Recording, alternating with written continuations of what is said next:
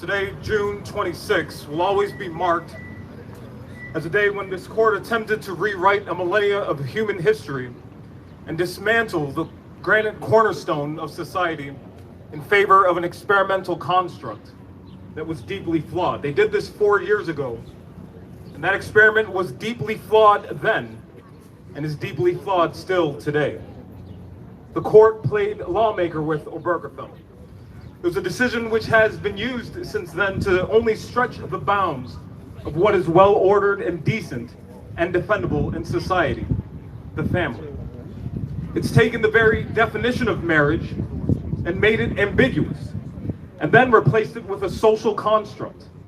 And now it seeks, through the Equality Act, to use the force of federal government to rewrite basic biological norms and to trade privacy and safety for junk science and for jurisprudential perversion.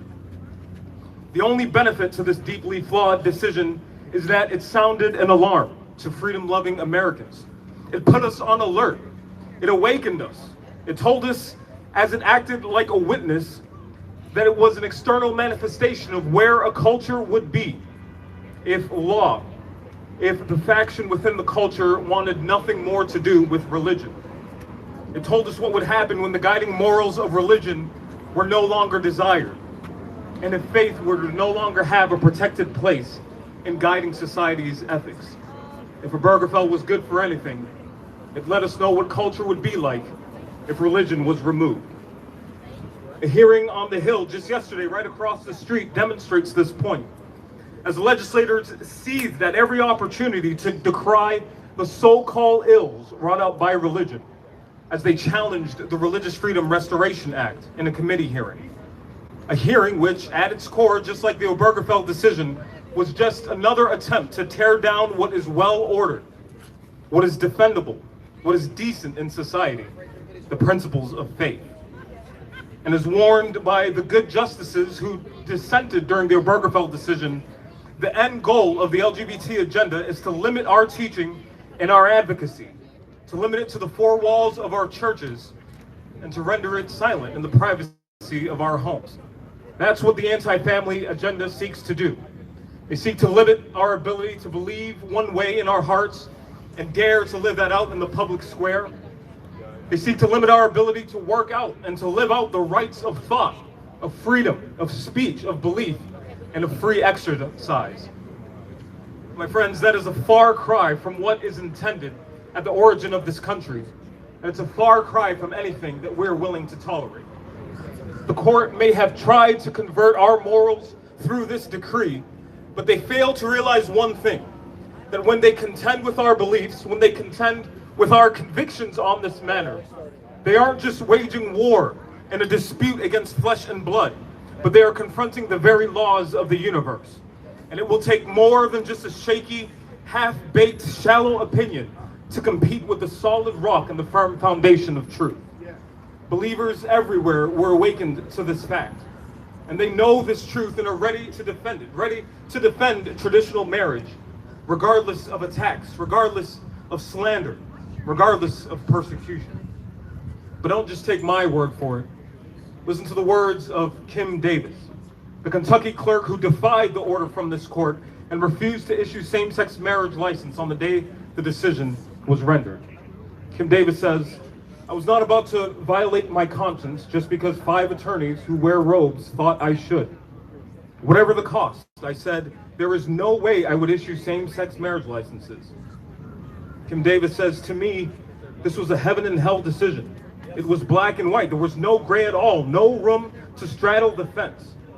And while Ms. Davis did not feel sorry, as she did feel sorry for inconveniencing some, she refused to apologize for the word of God, a defense of her beliefs that ultimately led her to be thrown in jail.